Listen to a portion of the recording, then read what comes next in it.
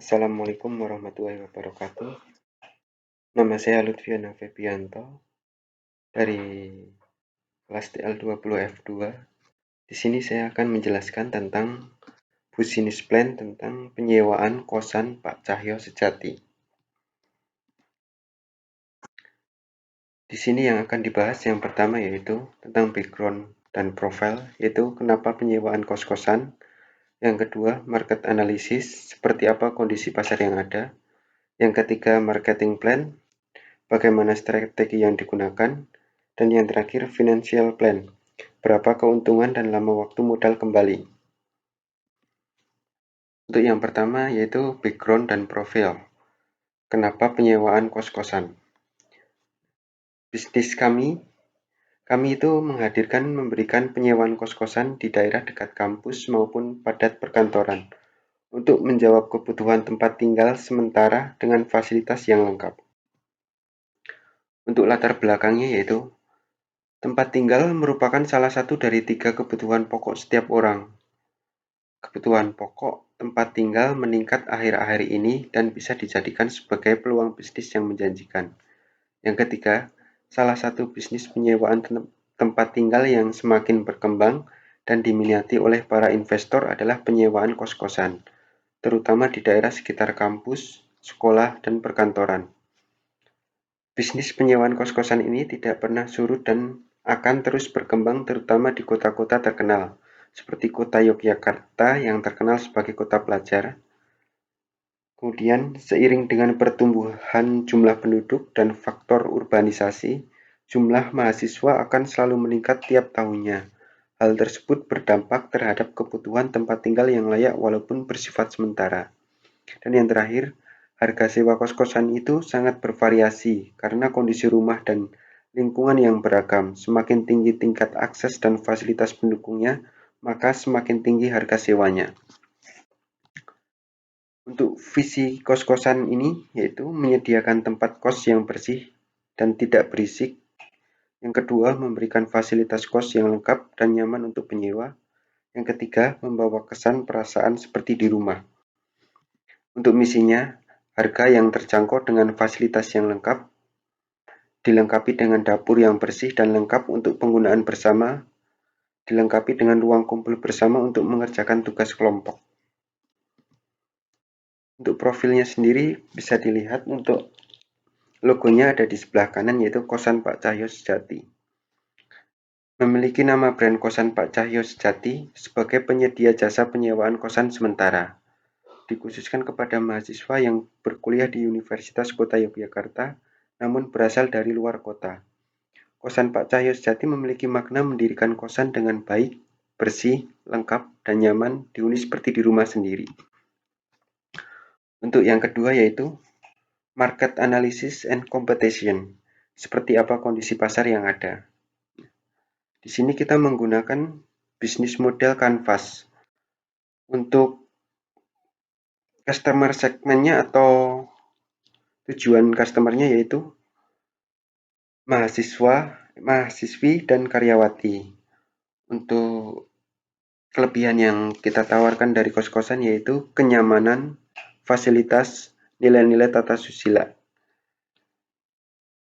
Kemudian untuk channelnya kita menggunakan aplikasi seperti Mamikos untuk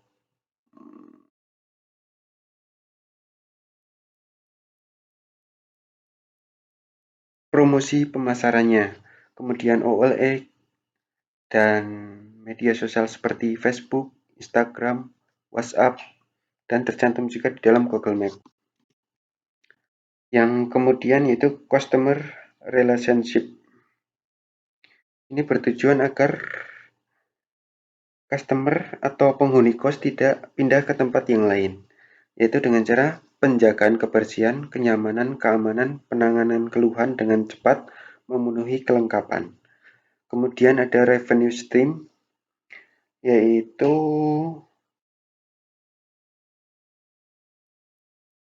perusahaan memperoleh hasil dari pelanggan.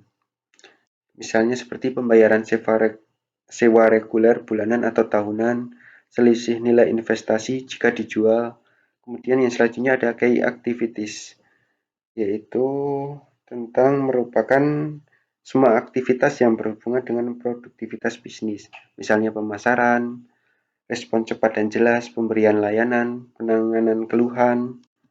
Kemudian ada key resource, yaitu yang menyangkut tentang sumber daya yang ada dalam kos-kosan ini, seperti tenaga kerja, bangunan, fasilitas kamar, dan fasilitas umum. Kemudian key partnership ini berfungsi untuk pengorganisasian aliran suatu barang atau layanan lainnya, misalnya pemerintah setempat, vendor pemasaran, dan jasa maintenance. Kemudian untuk cost strukturnya, yaitu harus dikelola dengan efisien dan sebaik mungkin. Misalnya tentang biaya maintenance, air atau listrik, kemudian gaji, dan marketing. Yang selanjutnya, untuk keunggulannya itu kos-kosan ini memiliki lokasi yang strategis, kamarnya bersih, nyaman, dan fasilitasnya tentu saja lengkap. Kemudian menggunakan air pump, harganya yang relatif terjangkau, kemudian akses yang mudah untuk kemana-mana. Untuk kelemahannya sendiri yaitu harga tanah yang mahal, sehingga mengakibatkan keterbatasan lahan parkir. Untuk keuntungannya yaitu jumlah mahasiswa yang terus meningkat, serta meningkatnya demand kosan layak dan nyaman namun murah. Untuk kelemahannya mungkin kekurangannya, ancamannya munculnya pesaing dengan fasilitas kenyamanan serupa dengan harga bersaing, ancaman penyalahgunaan kamar sewaan. Untuk kompetitornya mungkin di kalangan kita membaginya menjadi 3 bagian ya, untuk biasa, menengah, dan eksklusif. Untuk biasa mungkin dengan harga 400 sampai 600 ribu per bulan, menengah 700 sampai 1 juta per bulan, eksklusif di atas 1 juta per bulan. Ini untuk kompetisi analis yang mungkin sebagai contohnya ada menengah tuh seperti kosan restu ibu seharga 800 ribu, untuk eksklusif misalnya Putri 24 seharga 1,1 juta, dan lain sebagainya. Ini untuk kos-kosan kita itu perbedaannya mungkin memiliki rooftop sebagai fasilitas umum dan total kamar ada 14 buah. Untuk yang lain atau mereka mungkin tidak memiliki fasilitas rooftop dan penghuni yang terlalu ramai ataupun sepi. Yang ketiga, sales and marketing plan, yaitu bagaimana strategi dilakukan. Ada 4P aspek, yaitu produk, price, place, promotion. Untuk produk sendiri, kamar dengan ukuran 4x5 meter persegi, fasilitas lengkap, dan dengan kamar mandi di dalam. Untuk harganya per tahun yaitu Rp13.968.000 atau bulanan 1,2 juta. Untuk tempatnya berada di Kelurahan Pakuncen, Kecamatan Wirobrajan, Kota Yogyakarta, dan tentunya pasti strategis. Untuk promosinya kita menggunakan iklan, promosi penjualan, pemasaran online dan media sosial, pemasaran mobile, penjualan personal. Dan yang terakhir yaitu tentang financial plan, yaitu berapa keuntungan dan lama waktu modal kembali. Untuk modal awal pembangunan yaitu 1,7 M, yaitu building asset, yaitu bangunan beserta tanah seluas kurang lebih 160 meter persegi.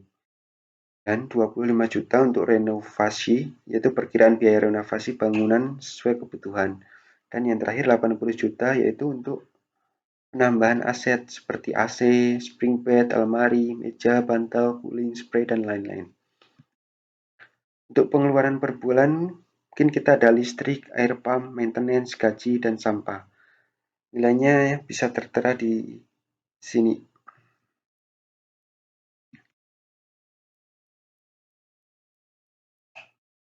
Rp169.922.412,40 adalah angka tersebut adalah pendapatan bersih selama setahun. Dengan asumsi tersebut secara tetap, maka bangunan tersebut akan balik modal dalam 10,5 tahun dengan jumlah aset yang tetap. Terima kasih. Wassalamualaikum warahmatullahi wabarakatuh.